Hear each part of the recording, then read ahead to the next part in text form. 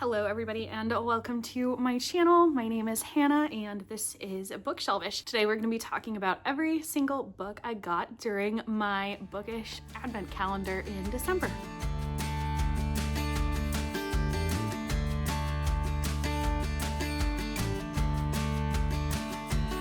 So usually when I film these, we do them in order of when I actually got the book, but because my sweet husband went out of his way to get so many series or like continuations of series that I already had on my wish list, I'm gonna group them instead by like standalones or like one of a kind and then go into ones that are parts of series or full series together. Some of the standalones are only standalones because they are the only one in that series that I got, if that makes sense, but they are part of a series. I think it'll make sense once we get into it. To start us off, first I got Addicted After All by Krista and Becca Ritchie. I have the whole Addicted series. You can actually see it right behind me. On my TBR, I have not read it yet, and I'm just missing a few more. I'm gonna try to really, in 2026, be reading series that are full series that I already own all of the books in, because that'll help me kind of get through things faster. It's not that I necessarily even need all the books before I can start reading them, but I am excited to have this one. Next up,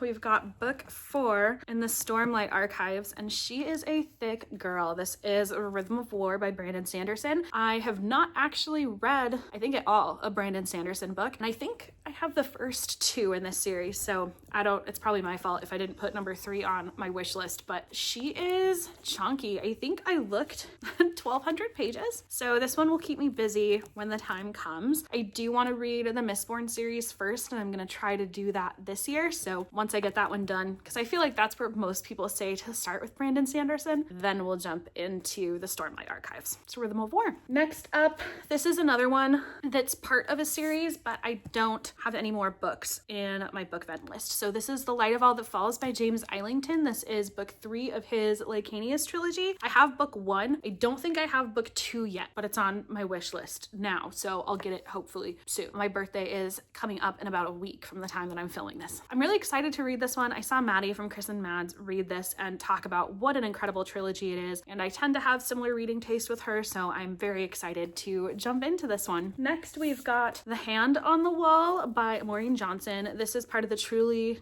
Devious series. I don't know if you can see them all. They're like almost out of frame, but I have the other 3, so I think that's now complete, so I can jump into that one. This one is a YA mystery series, I think, but I've heard it compared a lot to A Good Girl's Guide to Murder, which I really enjoyed, so we'll see. But I think this is either the 3rd or 4th book in the series. Next up, I've got Heart of the Shadow King by Sylvia Mercedes. I have the other 2 in the series. I don't actually know if it's done yet or not. That would be a good thing for me to figure out, but I'm excited to have the next one. And then I've got The Caged Queen by Kristen Ciccarelli. This is, I think, the last book I had left that I needed in the Iskari trilogy. I think it starts with the last name Sarah. This is the author of Heartless Hunter, which was my favorite book of 2024, and this is a previous trilogy that she wrote. So I'm very excited to get into this one, especially now that I own all 3 books, because I feel like her books are very bingeable, so I feel like I'll just want to keep going once I start. Next up, we've got The Beauty of Darkness, which is a Remnant Chronicles book. There are 3 of these out of frame, but they're right up here. You're supposed to read this one before you read Vow of Thieves and Dance of Thieves by Mary E. Pearson. So I've been waiting for forever to get this series finished up so I can jump into the next one. So I'm excited that they will now all be ready for me to read. That's The Beauty of Darkness, book 3 in the Remnant Chronicles by Mary E. Pearson. Next up, we've got Direbound by Sable Sorensen. This one I feel like has been making the rounds on Bookish social media, and I'm very excited to read it. I hear it's supposed to be similar to Fourth Wing, but with direwolves instead of dragons. Everyone has been raving about this and telling me that I need to read it, so I'm very excited to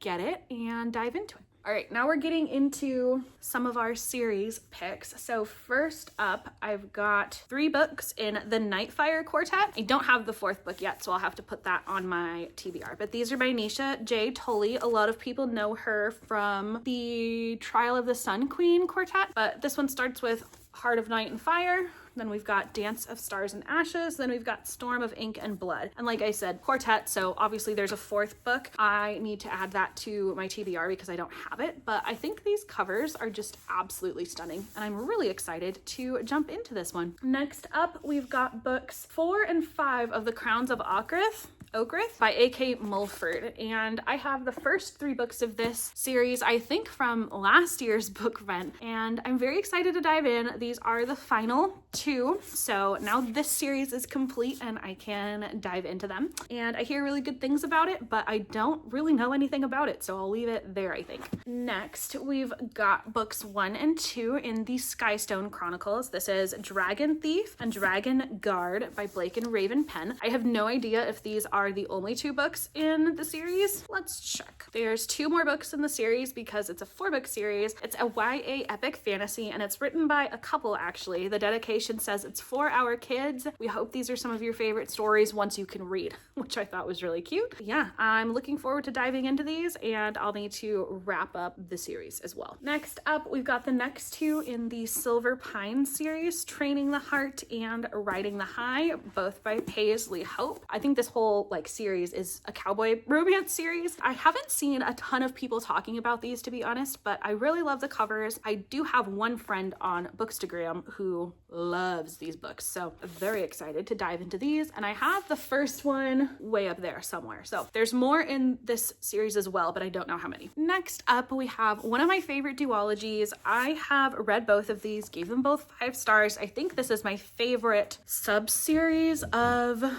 the Grishaverse. This is Six of Crows and Crooked Kingdom, both by Leigh Bardugo. I read both of these from the library and now obviously have my own copies, and I'm so excited to. I want to reread these at some point, probably this year. I just love these characters and the found family and the stories in here so much. So if you have not yet read Six of Crows and Crooked Kingdom, but you like YA fantasy, I think actually in the new releases, they just released updated covers for the 10th anniversary of these books. They eliminated all reference to age in here, and so they're not even like YA fantasy anymore necessarily. It can be adult fantasy. So there's very kind of dark, gritty themes in here as well, but I think super enjoyable, and these characters will stick with you for a very, very, very long time. Next up, we have the trilogy I'm probably most excited for on this entire list, and that is the Live Ship Traders by Robin Hobb. This consists of 3 books, which are Ship of Magic, Mad Ship, and Ship of Destiny. This is the second trilogy in the overall Realm of the Elderlings series, which I've heard you can start with these, but I do want to get the Farseer trilogy first and start with those. But I think these books are so pretty, and I'm really excited to dive in. The series is literally the top favorite of quite a few people I know, and so I'm looking forward to diving into it. And finally, our last trilogy. These are chonky books. This is the Rook and the Rose trilogy by M.A. Carrick. It starts with The Mask of Mirrors, and then we've got The Liar's Knot,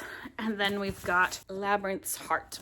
And all together, look how thick these are. Next to my face for reference, I think each of these books are at least 600 pages. This one's, 600, it's like 630 really. All of them are about 650 pages. So I have my work cut out for me, but I hear nothing but amazing things about this series. So I'm very excited to dive into it, especially now that I have the full series just waiting for me. So I can't even lift all of these at once. These are all of the books I got in my Bookvent calendar this year, and I'm very excited to dive into reading them all. They're actually hurting my leg because it's so many big girls on here. Thank you so much for watching this video, and I hope to see you shortly in the next one. Thanks so much.